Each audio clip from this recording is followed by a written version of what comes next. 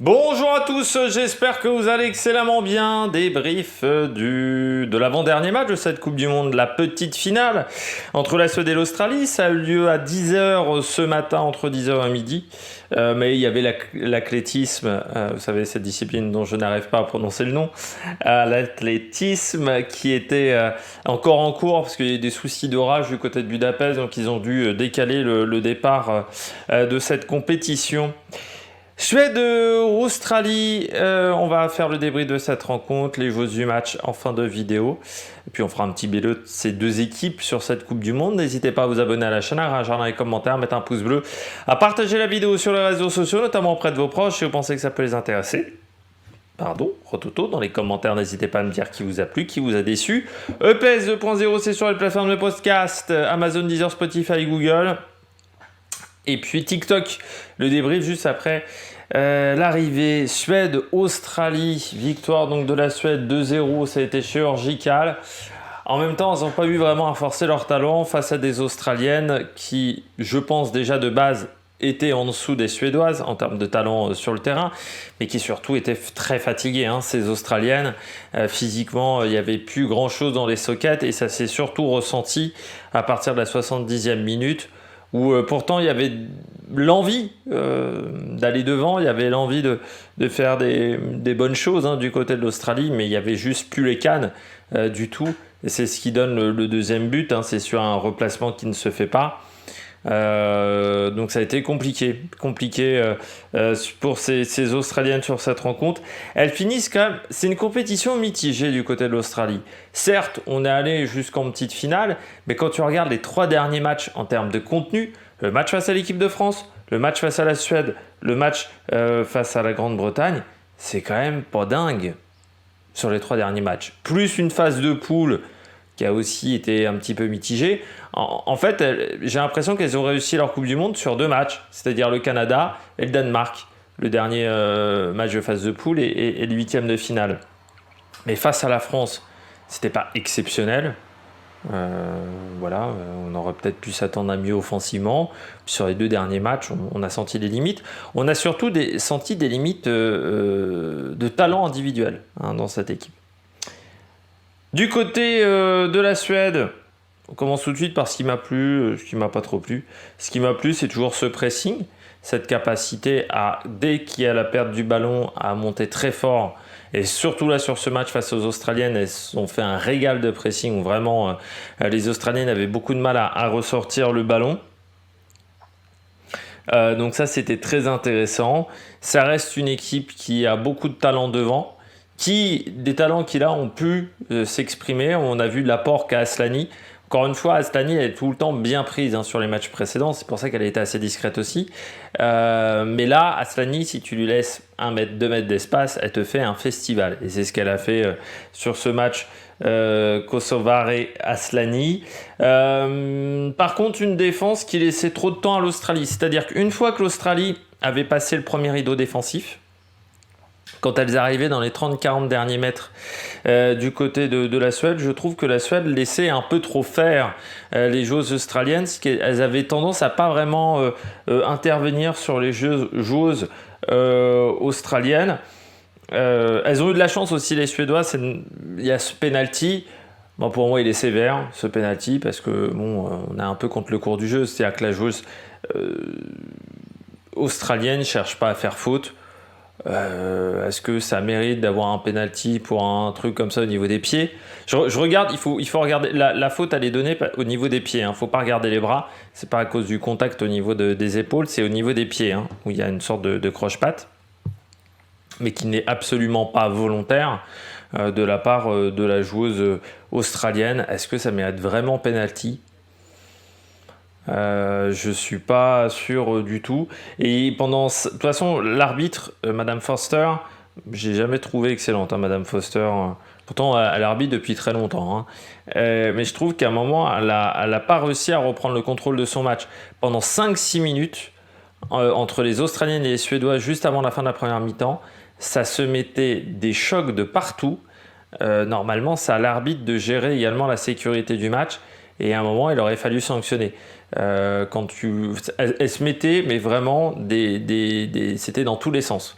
Il y avait des contacts mais très violents à chaque fois partout, ce qui a abouti à la fin de cette première mi-temps, qui aboutit sur un double contact physique, avec notamment Asllani. Mais à un moment, il aurait fallu dire stop, quoi, au bout du deuxième, troisième. Je sais bien que, surtout quand tu mets un penalty pour un simple petit contact de la surface de réparation. C'est-à-dire que soit tu décides que tous les contacts ne sont pas sanctionnés et que c'est un peu la fête du slip, ce qu'on a vu sur certains matchs de cette Coupe du Monde, soit tu décides que tu sanctionnes beaucoup plus ces contacts. Mais tu ne peux pas avoir une incohérence comme ça en termes de raisonnement, ce qui je trouve était le cas de Madame Forster pendant un moment du match. Donc je trouve que du côté de la défense suédoise, on a trop en faire. Mais en fait, en réalité, la Suède, elle s'impose, mais je trouve qu'elle n'a pas vraiment eu à forcer son talent, la Suède. Ça ronronnait un peu, c'est-à-dire que ça gagne, mais en ronronnant du côté de la Suède. Voilà, bon, elles n'ont jamais été véritablement menacées par leurs adversaires. Du côté de la Suède, là aussi, alors, l'Australie, je trouve, on reste sur un goût de mitigé. Pareil du côté de la Suède, goût de mitigé parce qu'on élimine quand même les États-Unis en huitième. C'est très bien d'éliminer les États-Unis. Le quart est vraiment intéressant aussi sur cette compétition. Le quart de finale, je ne sais plus contre qui, c'était le Japon, peut-être. Est-ce que je vais le retrouver? Je ne vais pas le retrouver parce que je me suis un peu emmêlé avec mes fiches. Ou c'était de l'autre côté. Hop, le Suède, voilà, c'était Suède-Japon. Le quart est vraiment... bon, voilà, elles éliminent quand même les États-Unis et le Japon d'affilée. Hein. Et elles tombent en demi sur un match face à l'Espagne où l'Espagne les domine complètement, où j'ai l'impression que du côté de la Suède, on rate cette rencontre du côté de la Suède, où on récupère jamais le ballon, où on n'arrive pas à jouer efficacement, et où offensivement, ça ronronnait aussi, ça jouait pas aussi bien. C'est vrai que du côté de la Suède, offensivement, il y a encore des mauvais choix. Hein, parce qu'on a 12 tirs, je crois, du côté de la Suède, de tête. La stat, j'ai pas sous les yeux. 11 tirs. Alors 5 tirs cadrés, ça c'est bien. Surtout en début de match, il y a notamment un tir de Kosovar et Asllani. Heureusement que Arnold était bien positionné. Mais avec 54% de possession, vu le match qu'ont fait les Australiennes, vu les trous qu'il y avait dans la défense australienne, on aurait dû tirer un peu plus. Il y a beaucoup d'actions où on fait des mauvais choix offensifs, je pense notamment à Blake Stenius. Du côté de la Suède, il y aura des regrets parce que tu élimines les États-Unis, le Japon, mais en fait tu finis encore troisième. J'ai l'impression qu'il y a un blocage avec cette équipe en demi-finale. Parce que le nombre de fois où la Suède est éliminée en demi-finale, c'est arrivé déjà au dernier Euro aussi, hein, je crois de tête. On sent que c'est un stade de compétition où il y a un problème, vraiment au niveau mental. Parce que le match qu'elles font face à l'Espagne, elles sont capables de faire 10 000 fois mieux. Donc pour moi, il y a vraiment un souci au niveau mental du côté de la Suède. Et donc elles finissent encore troisième, mais au final, cette génération-là n'a pas gagné de titre. Or, pourtant, tu as une génération quand même assez exceptionnelle. Et elles ont toujours été présentes, mais sans jamais gagner de titre. Ça me rappelle un peu l'Allemagne de Schweinsteiger, de Klose, qui a mis beaucoup de temps avant de gagner la Coupe du Monde en 2014. Mais quand ils gagnent la Coupe du Monde en 2014, cette génération-là, on est presque passé à autre chose. La génération des Ballack, qui est arrivée en finale de Coupe du Monde, mais qui ne gagnait pas de titre. Voilà, on est arrivé en demi-finale. Pourtant, en 2006, l'équipe d'Allemagne, c'est du costaud. Schweinsteiger, Ballack. Derrière, je crois que tu as encore Lehmann. En gardien, t'avais Podolski aussi, c'était une très très belle équipe à l'époque, l'Allemagne en 2006. Si tu compares au niveau de l'Allemagne par rapport au niveau de la France ou de l'Italie, qui sont en finale, normalement l'Allemagne, ils doivent aller en finale. Et si on avait fait France-Allemagne en finale, je pense qu'on aurait pris cher à l'époque. Mais ouais, des fois il y a des problèmes comme ça au niveau mental. Du côté de l'Australie, je pense que mentalement, elles ont eu du mal à se remettre dans la compétition. C'est le problème sur un match pour la 3e place. Il faut réussir à se remobiliser après une déception. L'élimination en demi, ça reste une déception qu'il faut avaler. Alors même si on dit que c'est la première fois que tu arrives en demi-finale, ça reste quand même difficile.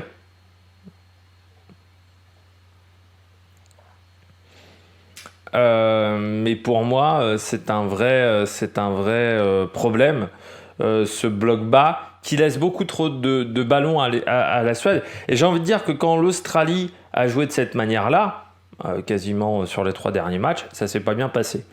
J'ai l'impression que c'est un peu contre nature pour cette équipe australienne de jouer aussi bas, de jouer sans ballon. Ça, c'est pas un problème pour elle, mais de jouer aussi bas au niveau de la défense, j'ai l'impression que c'est un petit peu contre nature. Des gros soucis au niveau des relances. C'est-à-dire que sur la première, deuxième passe, elles étaient énormément gênées par les Suédois. C'est-à-dire dans leurs 30 derniers mètres, elles ont souvent perdu le ballon. Une précision de passe à 67%. Pourtant, la Suède n'est pas fantastique, parce que 71%, la Suède, c'est habituellement au-delà de 80%. Mais du côté de l'Australie, avec 67%, c'est sûr que c'est compliqué de faire un bon résultat. Et surtout, devant, il n'y a quasiment jamais eu vraiment de gros dangers sur les cages de Musovic. Musovic a dû arrêter un tiers véritablement dangereux. Il y a un tiers qui est très dangereux où Musovic, si elle n'est pas là, il y a but. Elle se prend le ballon sur elle et elle fait vraiment le job à ce moment-là. Il y a un autre ballon aussi où Musovic intervient très très bien. Mais sinon, elles n'ont pas créé assez de danger. Et quand tu sais que la gardienne en face, c'est Musovic ou Earps du côté de l'Angleterre, il faut créer énormément de danger parce que tu sais que ce sont des gardiennes qui sont capables d'arrêter énormément de tirs. Musovic en arrête 11, c'est la meilleure gardienne du tournoi, peut-être avec Earps, on verra en finale. Mais pour moi, Musovic, c'est soit la meilleure, soit la deuxième meilleure gardienne de ce tournoi. Moi, je dirais la meilleure parce que la défense suédoise est moins rapide que la défense anglaise et peut-être moins qualitative que la défense anglaise. Donc, il faut mettre des tirs. Il faut tirer et cadrer les tirs. Si tu fais pas ça, c'est impossible de marquer un but. Ce qui est arrivé du côté de l'Australie, elles n'ont pas créé suffisamment de danger pour se créer des situations de but. Le physique, là, elles étaient cramasses. Voilà, très clairement, je pense que leur pic de forme, c'était le quart de finale. Et après le quart de finale, la condition physique est allée en décroissant. Des attaques donc très brouillonnes. Je trouve qu'offensivement, il y a un problème. C'est fou parce que Fowler, quand il n'y avait pas Sam Kerr, on la voyait énormément.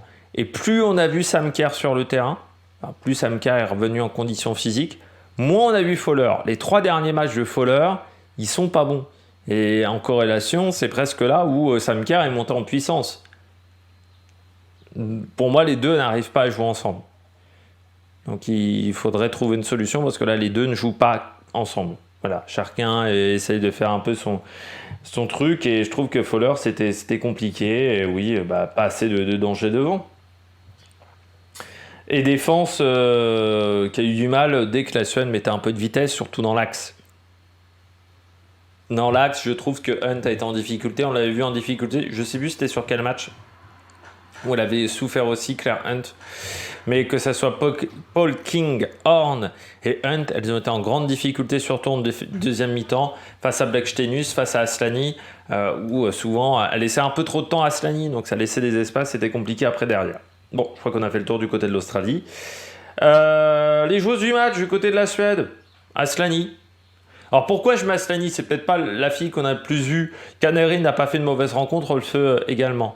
Mais en fait, cette Aslani-là m'avait tellement manqué. Cette Aslani qui est capable de créer du danger dans la surface de réparation, mais également à 25 mètres du but.